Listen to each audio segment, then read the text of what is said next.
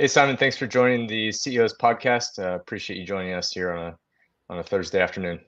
Ben, it's great to be here, man. How are you today?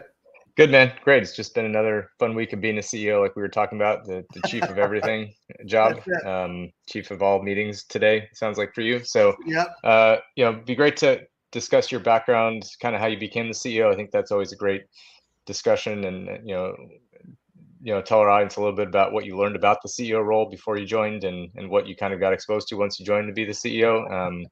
And I know you've worn a lot of hats, so we'll start there, and then we'll get into what you guys do at HYCU and what we're seeing in the industry. So why don't we start with your background, Simon? Tell us a little bit about Yeah, how you got to being the CEO here over here. I love it. Thanks, Ben. And thanks again for having me on the show. Simon Taylor, CEO and founder of HYCU. HYCU stands for Hybrid Cloud Uptime. I'm a serial entrepreneur. And when I say that, I'm going back a ways now. I used to be the young entrepreneur. I'm not so young anymore. But when I was about 24 years old, I started my first company. I was working at Forrester Research. I was, writing about all the other great tech that was being built by other folks. And I decided, hey, I'd actually like to go out and try my hand at doing this myself.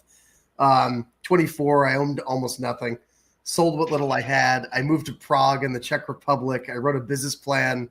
I literally moved to Prague. I reasoned that it was cheap and it was in the EU. And I thought that would be a cool place to start a company.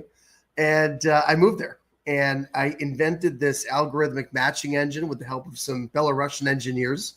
And what it did was it matched the characteristics of a software engineer with a potential buyer's needs. So it was almost like a dating app, an early stage dating app for buyers and software engineers. Mm-hmm. And then I started traveling around Eastern Europe. I went to Estonia, Latvia, Lithuania, Romania, Bulgaria, and I was just adding to my database. I was always one of those people that would kind of wonder, like, how did the original MLS get all of its, real estate listings? Like that the hardest thing in the world is actually just figuring out how to amass that kind of data for yourself. And I did it the old fashioned way. I literally went country by country, went to companies, went to governments, went to trade associations, and I built this pretty powerful database. I sold that company to Comtrade Group and a guy named Veselin Yevsimovic. They call him the Bill Gates of Eastern Europe. The guy had like 23 or 30 different, IT companies, 4 or 5,000 employees, and this massive business. And he was a Serbian Olympic pole vaulter. I mean, he was like really kind of like a larger than life character. I went to work for him, and I started his operations in the United States. I then went to business school in Spain. And when I was graduating from school, he calls me up and he's like, "Hey, you want to come back?" And I said, "Hey, I'm going to start a software company. I really want to go build something." And he said, "Well, I've got a whole bunch of IP. If you want to take some of it, we can kind of partner on this." And we created a company called Comtrade Software that was a monitoring tools company for Citrix. And it connected Citrix and Microsoft. And I built a relationship with Citrix. We went from 0 to 4,000 customers, and I sold that company to Citrix in 2014. And here's where HYCU comes into the story. I ran into an architect that I knew in Las Vegas after Citrix had me on stage announcing this acquisition. And his name was Goran Gorevsky. And Goran and I sat down that night, had a great dinner, and we talked about how we could change the world with backup and recovery. And, I was, let's say, skeptical at the time, because I was thinking, hey, there's a million backup and recovery companies. So why would I get involved in that industry? It wasn't like I was a backup and recovery admin or an engineer or had been in that industry before. I was really, on the infrastructure, tool side. But he said something to me that night, which was, he said, "Simon, how did you get here tonight? Did you take a taxi?" And I said, "No, I took an Uber." And he said, "There's no Uber in data protection." And I said, "What does that mean?"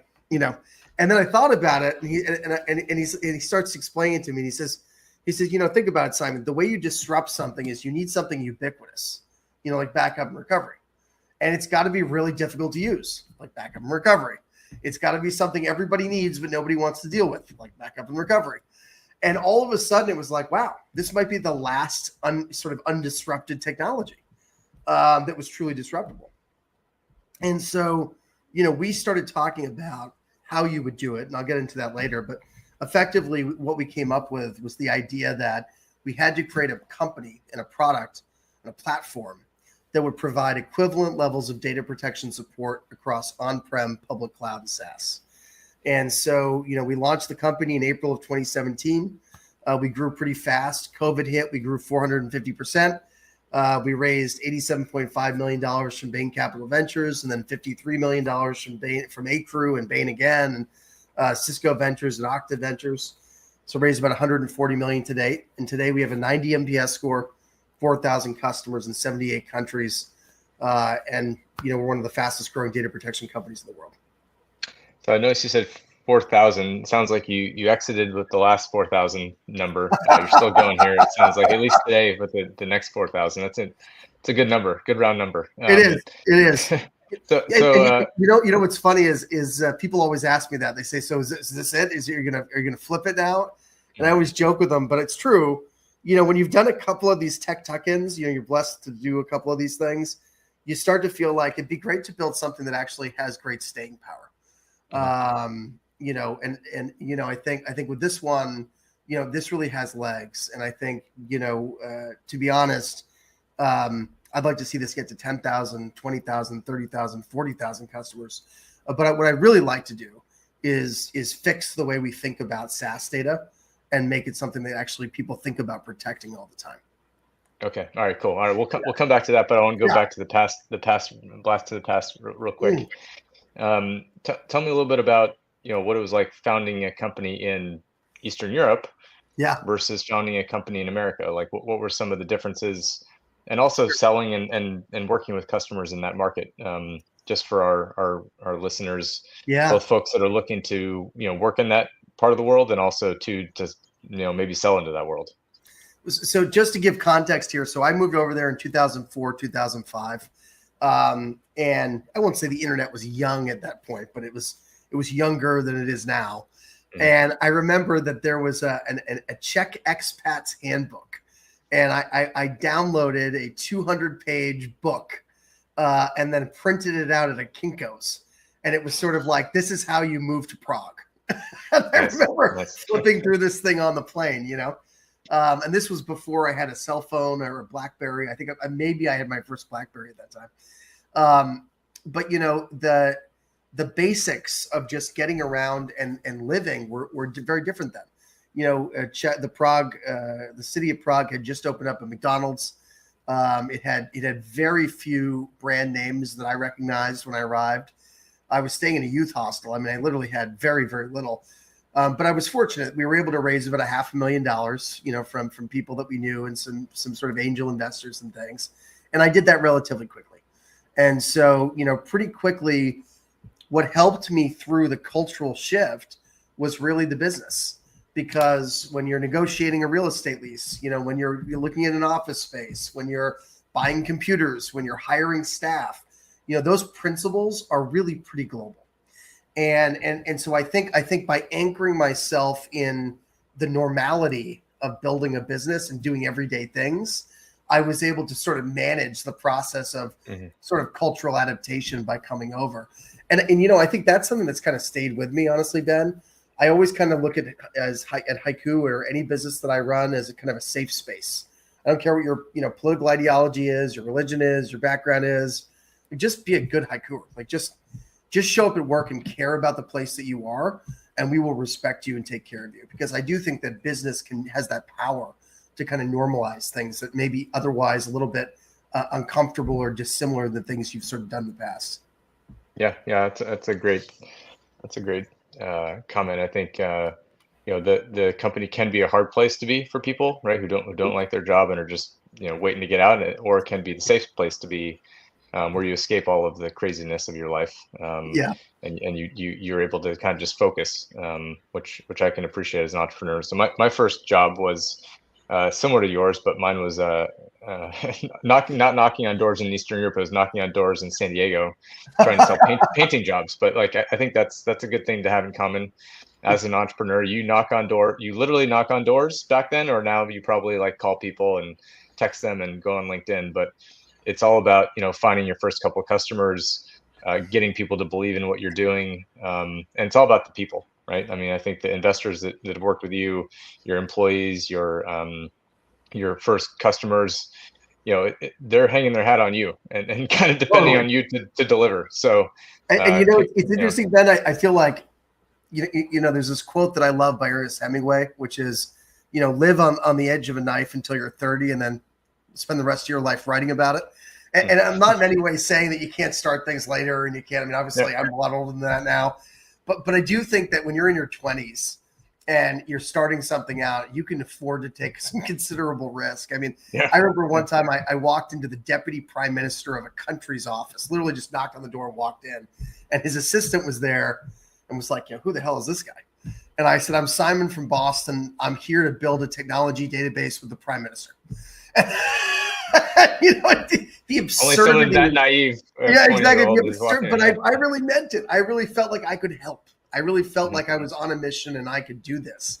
And I think sometimes, being a little naive and just being unashamed to go out and sort of really believe in an idea that you have, I think that's a very, very powerful thing. And, I think maybe it comes a little bit easier when you're younger, and it with all the scar tissue, it gets a little harder when you're older, but you have to make yourself do it if you're going to be successful.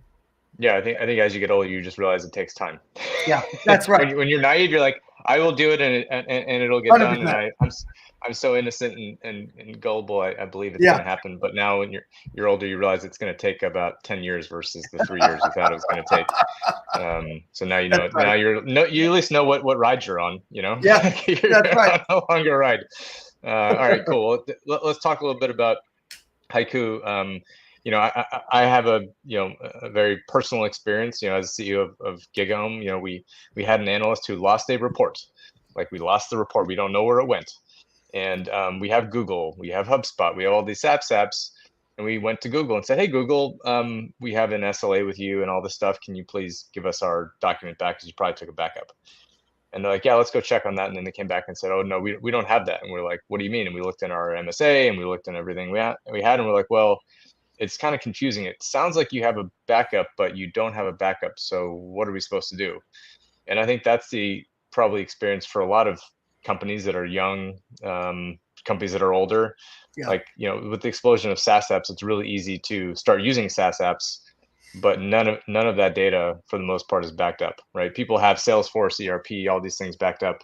Yeah. So I know myself, we probably lost tens of thousands of dollars, or maybe, a couple $100,000 on that report. But, if I had lost more than one, that would have been bad, right? So, sure. Tell us a little bit about kind of the, from starting it in 2014, where SaaS apps were still kind of like, a newer thing, to now, like, while we're on this call, there's like 3,000 SaaS apps that have been, like, created and deployed, right? So tell us a little bit about, like, where you were kind of there, and how you've kind of grown the company, and also how the challenge has changed for customers, right? Because I think as you grow a company, as you build a company, you're building products and you're trying to solve those problems, but those problems change over time, right? They never stay the same. 100%. Maybe I'll start with the end and I'll back into the beginning of, because I love the setup there. When we started the company, we said that data protection should be revolutionized in two ways. The first is that you needed to find a way to SaaSify backup and recovery and make it something that people wanted to use and was convenient to use. So that was relatively easy. You just build it as SaaS, API driven, make sure it's available in the cloud, make sure it's got a nice UI, make sure it's consumable and that it's monetized on ACV versus perpetual license, and kind of away you go. But the second challenge that we undertook was essentially to become the Swiss Army knife of backup. And what we said was, if you look at the history of data protection, there was a company that was built to back up Unix and recover Unix data, another for Windows, another for VMware. And in each case, they were really, really great at the thing that they were designed to do, and pretty poor when they tried to do other things. And so what we essentially said was, look, today people don't have their data in just one place. They've got their data in lots of different places. Well, at the time, we were thinking like 12, right? We thought, for some reason, I had the number 12 in my head. I sort of thought, we probably need to design this so that you could back up and recover, VMware and Hyper-V and, all the three major clouds and maybe Salesforce and a couple of other things. Okay. Fast forward, here we are 7 years later, and there are 30,000 SaaS applications in the world. 30,000. when we started building our cloud platform, which was really SaaS focused, there was only 17,000. That was 2 years ago. So at this rate, we think there'll be 100,000 SaaS apps in the next 3 years. And the entirety of the data protection industry. So if you go to one of those, sort of nice graphs that shows all of the industry leaders, actually GigaOm has a great one, and you look at all the industry leaders in data protection, they only backed up and recovered 5 SaaS applications out of 30,000. And we were like, oh my God. So now it gets worse. Then we started doing the research. Well, how many SaaS apps do you think that the average company uses in the mid-market? I'm not talking about, Fidelity. I'm talking about, or Citibank. I'm talking about a mid-market company. The average number of SaaS apps they use is 212. So you've got 30,000 SaaS apps, 212 in use per company. And the entirety of the data protection market only backed up and recovered 5. So we're like, okay, so this is the problem. 80% of the entirety of the world's data is completely unprotected.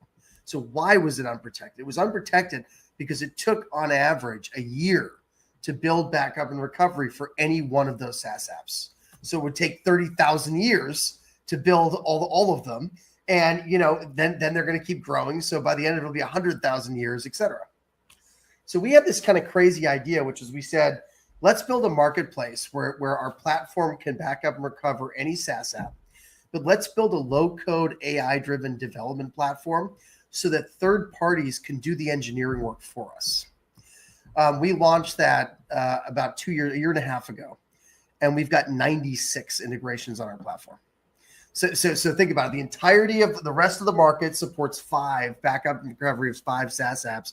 We can do 96. And we reckon there's about 200 out of those 30,000 that are essential to being backed up and recovered. Now, Ben, you brought up such an important point when you said we lost the document, we went through the contract, we called Google, and we asked them for it back, and they said, sorry, you're out of luck. I think the 3 most dangerous words in the technology lexicon are shared responsibility model. The shared responsibility model was originally conceived by AWS, and it was designed as this sort of, catch-all, we have no liability clause in their contract. And what it basically said is, we're going to provide you with a great service with all these SLAs, but the data you put into the service is yours, and we bear 0 responsibility for it. We may try to help you in accordance with our SLAs, but at the end of the day, we want no liability for your data. That's right. So the problem is they buried this in their contracts. And in fact, Microsoft tried to do this for many years. They didn't get away with it. They were forced to change their contract and actually put the shared responsibility model up front. But I will tell you that having met with hundreds of CIOs over the last couple of years, the number of them who, when you tell them, they usually know what the shared responsibility model is as it relates to cloud. But when you say, did you know that every SaaS service uses the same model? They say, no, that's not true. I know my SaaS services, they all back up our data. And I say, well, you're almost right. They back up all of their data. They just don't back up yours. And even if they did, they're not going to give it back to you. So I mean, this is the biggest problem of our time. I actually wrote a book, as you know, called Averting the SaaS Data Apocalypse before the CrowdStrike debacle. And people said to me, is this just about ransomware attacks? I said, no, it's about the shared responsibility model. It's about the fact that there is no magical being who is going to help you restore your data when you delete it out of SaaS. You can't call IT because they don't even know you have the SaaS app, right? You can't call the vendor. Don't call IT. Like, where you had the data where? Yeah. And so I think, our mission at HYCU really is to give the power back to the IT departments, bring all those SaaS apps, make them visible so they can see all the SaaS that's running in their organization through a visualization tool. And then we have a marketplace where we're continuously adding new integrations so that we can solve this problem for customers. And as I said before, 96 of the world's most prevalent SaaS applications are already in the marketplace. So, I mean, I think companies can go from being 20% backed up and recovered today to 85% tomorrow just by turning on HYCU. Yeah, so we're covering another topic, which is SaaS security posture management. It's in the security space, right? Sure. But it's exactly this, right? It's a shared responsibility. You leverage the app, you're responsible for your own security. You're responsible for toggling on MFA, which created the problem that we found out about recently in the news with Snowflake and some of the other SaaS apps that Yeah. did not actually toggle MFA. Like Hmm. it's some of this really simple stuff. A lot of it is complex, but there's some very simple things that I think as end users and vendors, we need to do a better job coming together to say, okay, who owns this, right? Yeah, Because that's right. nobody owns it is not a good answer, right? That's right. And bearing it in an in an MSA doesn't handle it either because legal teams are not going to catch that. So, I honestly think, Ben, if you think about all the lessons learned, I mean, you know this about me. My father was a CIO of an investment company for years, and in the 80s and 90s, and they knew how to back up their data. They knew what they had to do. They knew the SLAs, the compliancy. The problem is we fooled ourselves into believing that SaaS was a panacea, and that cloud was going to be easy. And if we can just simply remember that all of the same checks and balances we used on-prem must be applied within the cloud and SaaS, then we'll be okay. But I think I was saying in the book that unfortunately, until there's a Y2K-esque event where the world kind of stops, nobody's going to wake up and realize what a risk the shared responsibility model is. Now, fortunately, I think the CrowdStrike was sort of like an early warning signal. It was like a flare that went up, right? People said, wait a second, CrowdStrike didn't have a ransomware attack. I said, no. But you now realize the power these third-party vendors have over you. And you've got to start treating them as such. They're wonderful tools, and they're powerful tools, and they're positive for society and for your company. SaaS is great. We're a SaaS service. But you must employ the same level of rigor and discipline into protecting those services and your data in the cloud as you would on-prem. Yeah, I think it's tricky because everyone knows how to do it on-prem, right? But how do I do it in the cloud? How do I do it with a SaaS app? And I think part of the idea of outsourcing this is you're outsourcing the services and you're outsourcing the work to a third party, and you don't have to, keep people on staff to manage these things. But yes, that's only a part of it, right? All right, so I'm going to ask you a tough question here. Why do all of these SaaS apps not sell you backup and make money on it? Why do these SaaS apps not actually do this? Like, you probably had a lot of conversations with these SaaS companies. Sure. I'm sure some of these things you can share in this and some you cannot. But why don't you share kind of their perspective? Because, and a good example of that would be Salesforce bought Own, right? They bought a backup company recently. Are they going to go, sell backup now as a line item and just charge customers for it? Customers will pay for it, right? But they'll also be like, well, why am I paying for this? We'll get to Own last, but here's what I would say. First and foremost, let's take the evolution of a startup, right? So let's say that you and I want to go out and we build a company, some collaboration tool, right? And we call it, Ben Bookie App. Well, the Bookie App, that's not a good name, but that's a good name. But if we create the Bookie App and we want to go to market with it, it starts to gain traction. Then we take on investors. Well, if you stopped, innovating right then in your Series A and said, you know what, I'm going to dedicate a quarter of my funding that I've just received on hiring a data protection team. And then I'm going to build an enterprise grade backup and recovery solution inside of this SaaS app. And I'm going to take on all the liability for the customer's data. I mean, the board is going to say, are you crazy? Bookie App was doing so well, and then Ben got this terrible crisis of conscience. He shouldn't do this, right? It would be a massive distraction. And it's not unlike, to me, what happened in the payments world. Think about Stripe, right? In the olden days, people tried to figure out how to build their own payments processes and credit cards and blah, blah, blah. Mm-hmm. But it was really complicated. It was a pain.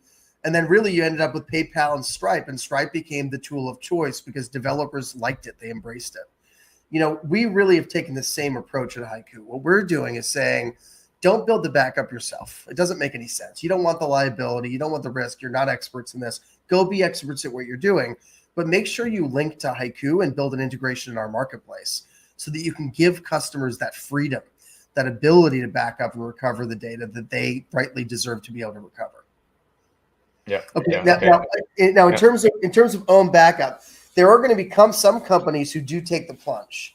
I think that And think Salesforce is a that, big company, right? And they have the deep yeah, pockets, and they don't have a board that well, is saying, that's "What are it. you gonna do with my 20 million, not my 200 Well, billion?" well, You know? and Yeah, they've got a really big risk, right? Which is yeah, if there was an attack and they were not giving anybody the ability to recover the data, you could imagine some really terrible lawsuits, right? So yeah, I think they probably weighed the lawsuits versus the cost and said, look, this is something we want to do for our customers. And I think that makes sense as well. But at the end of the day, I always say to people, it doesn't matter how many SaaS services or how many clouds build their own backup. Every customer, from a customer's perspective, we all know what an iPhone is. You might have 100 apps on your iPhone, right? You have one iCloud backup button. And the big problem for IT departments is there's no iCloud backup for the enterprise, that's right? right. And so what we want to do is give customers that ease of use so they don't need to worry about 50 or 60 different backup and recovery products that are natively integrated in all these SaaS services and how to get this and how to get that.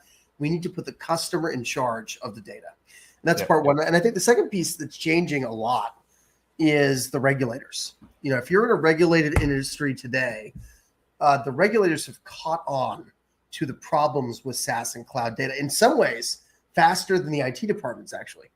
And we've heard these stories about CISOs and CIOs getting calls from regulators who say, well, I'd like to see a local copy of your data.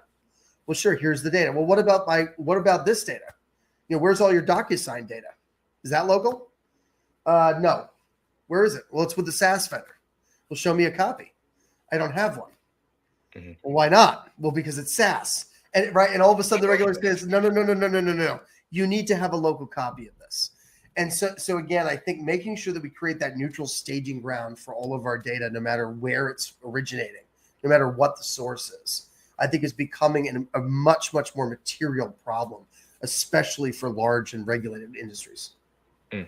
So I like that story about the local copy and Mm, the governance compliance thing. It's becoming a big deal with AI. I think AI is going to push yeah. whatever is not currently out there to this area of compliance, which includes, like you said, backup and just where all your data is.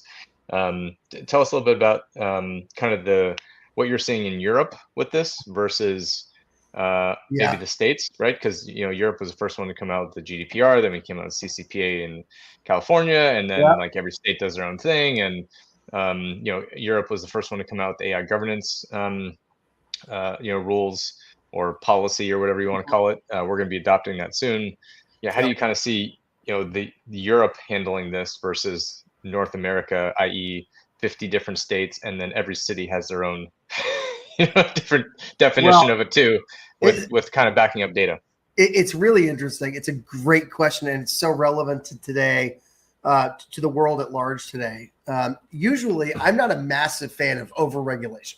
Like, I'm an innovator, I'm an entrepreneur. I kind of love the idea of people being able to just build technology and go. I love it. Up until the point where greed exposes customers to undue risk. And I think that with all of the nasty, terrible ransomware attacks that are not only hurting businesses, but hurting, the children in schools and hospitals, patients who are dying of Yeah, cancer and suddenly can't get treatment. This suddenly goes for me from being an innovation and fun economic problem to no, this is hitting hard. This is real.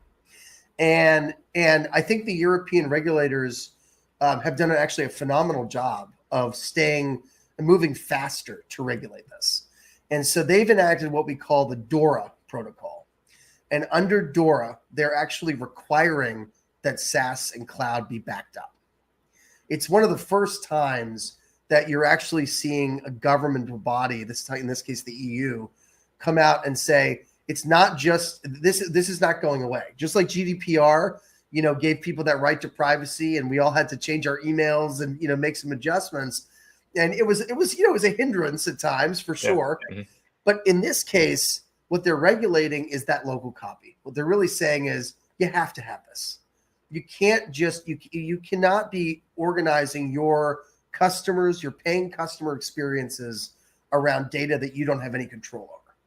And why I like it is it's not just a kind of self-aggrandizement. This is only good for lawyers and blah, blah, blah. I actually believe it's going to go a long way in terms of educating people on the fact that they are not protected and that their data is not safe and that their data is not being replicated elsewhere. And I think what it's going to do is wake people up. And again, going back to that prior sort of conversation topic, people know what to do. Our IT departments today are so smart and they're so well versed in compliancy and policies and RPO and RTO and all these things. They can all do it if they want to. But they haven't been given the tools. The data protection companies have not been caring about this issue because all of the rest of them are so focused on chasing the cyber resiliency train, right? You know, when really I think where our eyes ought to be focused is how do we make sure that we protect SaaS vendors and their customers and the data that they rightly deserve to have a local copy of. Yeah. So tell us some stories about customers. Like, you know, you meet customers all over the place. You meet them at events. They come asking you for things. Your sales team is calling them. Tell us about some of the interesting stories you've heard from customers. You know, we could spend all day probably talking about the customer that got ransomed and can't get their data, and everyone kind of knows that story. But tell us some of the other stories you've heard that are kind of interesting. So I'll tell you the story that got me that sort of inspired us to build our cloud, which is our platform. The letter R-Cloud is the HYCU data protection platform for SaaS. And what inspired us to build it was a story that I heard when I was speaking on stage with the director of the FBI, Christopher Wray. And he, no surprise, was the headliner and I was the backup speaker. but Director Wray was speaking at the Boston College Cybersecurity event, which is an FBI BC joint collaboration run by Kevin Powers. Great guy, by the way. And every year, Kevin invites very high-profile individuals from the security agencies to come and speak about cybersecurity. And this year, you know, the FBI Director Wray gets on stage. And I was going to just talking about backing up on data in general, you know, why you should back up data, why it's important, you know, and the things you ought to be thinking about, you know, around, you know, running the military complex, you know, and making sure that the amount of data and how critical it was all, you know, protected. Well, that went out the window because what Director Wray spoke about was some data he had unclassified that morning. And what he explained was that the Boston Children's Hospital, you know, where I went as a child, where my son has been, had been attacked by foreign terrorists, actually a foreign government. And that foreign government had specifically targeted the children's operating room and had shut everybody out of the children's operating procedures so that they could try to take life. And I remember sitting on stage, I was about to go up after him, and it just kind of everything went blank, you know, and I immediately sort of thought to myself, like, Jesus, this is not just a job. Like, this is actually a responsibility.